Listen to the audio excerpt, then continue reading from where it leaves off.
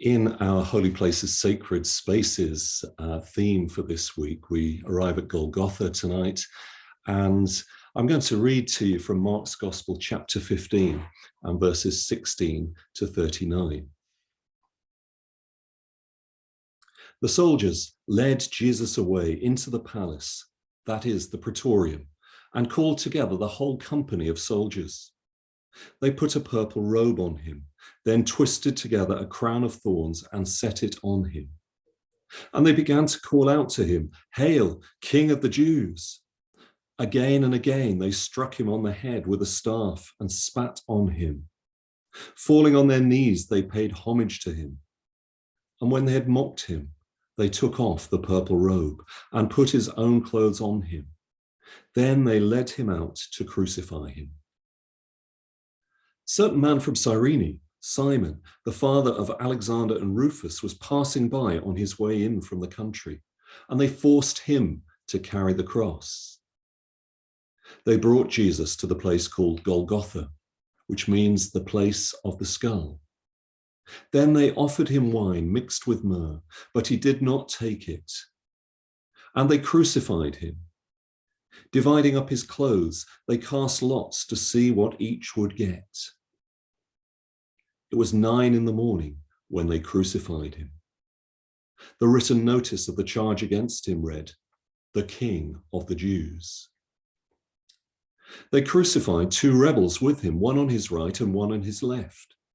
Those who passed by hurled insults at him, shaking their heads and saying, "So, you who are going to destroy the temple and build it in 3 days, come down from the cross and save yourself." In the same way, the chief priests and the teachers of the law mocked him among themselves. "He saved others," they said, "but he can't save himself. Let this Messiah, this King of Israel, come down now from the cross so that we may see and believe." Those crucified with him also heaped insults on him. At noon, darkness came over the whole land until 3 p.m. And at 3 p.m, Jesus cried out in a loud voice, "Eloi, Eloi, lema sabachthani," which means, my God, why have you forsaken me?" When some of those standing near heard this, they said, "Listen, he's calling Elijah." Someone ran, filled a sponge with wine vinegar, put it on a staff, and offered it to Jesus to drink. "Now leave him alone. Let's see if Elijah comes to take him down," he said. With a loud cry, Jesus breathed his last. The curtain of the temple was torn in 2 from top to bottom. And when the centurion who stood there in front of Jesus saw how he died, he said, "Surely this man was the Son of God."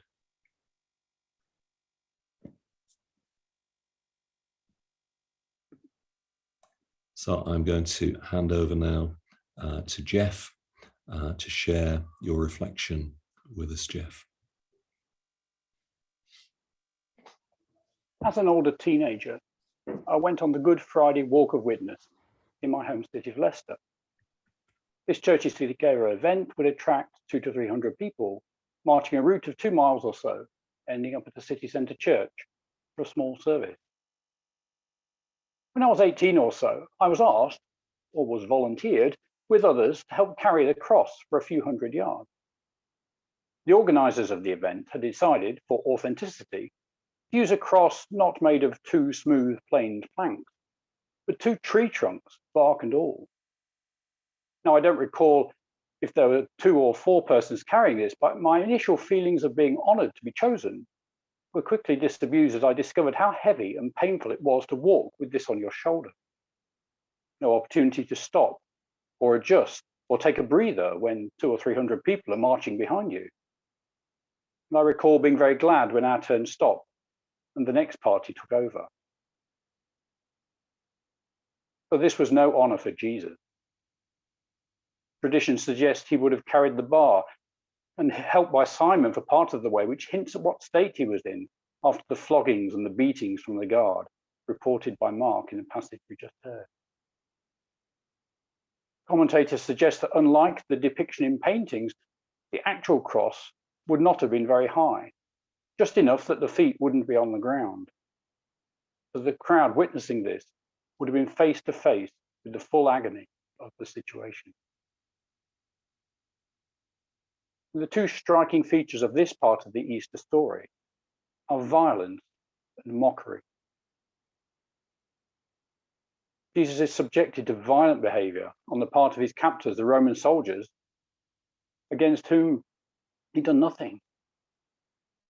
And he's mocked by the Romans, and then by the chief priests and teachers, and then for those criminals who have been crucified with him.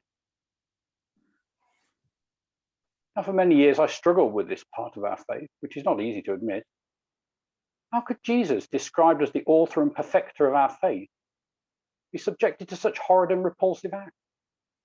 How does this square up with the God of love, visions of angels in white, the Prince of Peace, the God of compassion who ministered to the crowd, healed the sick, fed the hungry? We cannot ignore this part of the narrative, as we're frequently reminded to take our thoughts to the foot of the cross and to confront what happened there. For a moment, let's take a look at Golgotha, the place. Is it a holy place? Is it a sacred space? It's a piece of ground that's been adopted by the forces occupying Jerusalem as a place of execution, a public spectacle of repression and the consequences of not toeing the line with the authorities. It's traditionally seen as outside Jerusalem, outside of any jurisdiction of the priest. A public gathering is tolerated, but the soldiers are in charge. It's about as far from holy as you could imagine. Yet something remarkable was to happen. Who was in the crowd in this place? Mark's Gospel, we find soldiers, because it's their day job to carry out execution by order and do all these things. Then there's the priests. This is the culmination of their plan. They wanted Jesus dead, but didn't want to kill him themselves.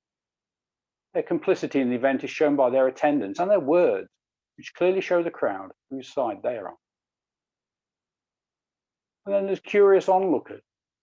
Throughout the Gospels, we see that Jesus attracted a crowd of inquiring people seeking to see something, to find out something.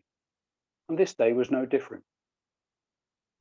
And there were passers-by, people going about their daily business who were walking by the scene like they were looking at an exhibition. They joined in with the insults, but didn't engage in the truth, and they went on their way. And then there's the women from the followers. Quite clearly, in all four gospel accounts, they play an important role in this part of the story and the witnessing of it. But where are the disciples? We don't know. We can speculate that they felt more threatened than the women of the group, but none of the gospel writers think to explain their absence. So this is a substantial and diverse group of people who spent some or all of that day observing a slow and agonizing death by crucifixion. Mark takes care to let the reader know this is not a private event, extensively witnessed at first hand for the 6 hours it lasted. And then there's the darkness that covers Golgotha, the place. An important element in the drama of the day. Astronomers and commentators have ruled out the occurrence of an eclipse. Their best explanation is that of a large sandstorm that obscures the light. We could see this as a metaphor for God the Father being separated from Jesus, his Son. For the forces of darkness having their way to prevent Jesus' message from being spread. Or maybe prelude to the spiritual battle that's unfolding. It lasted 3 hours, no brief shower, half the time that Jesus is hanging on the cross. But it's noted as concluded before the final dialogue. And then we have the proof of death. Mark is at pains to point out the witnesses that testified to Jesus' death. There was the crowd. There was Pilate, who seeks assurances from a centurion who was an eyewitness. And then there was Joseph of Arimathea, who went to take his body down. Why all this?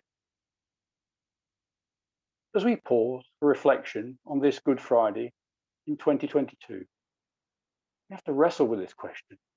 Why? What I've come to understand is this, that Jesus in his ministry encountered all of life and human experience. He saw and experienced the good and the bad side of human nature in its fallen state. He was praised and lauded on Palm Sunday.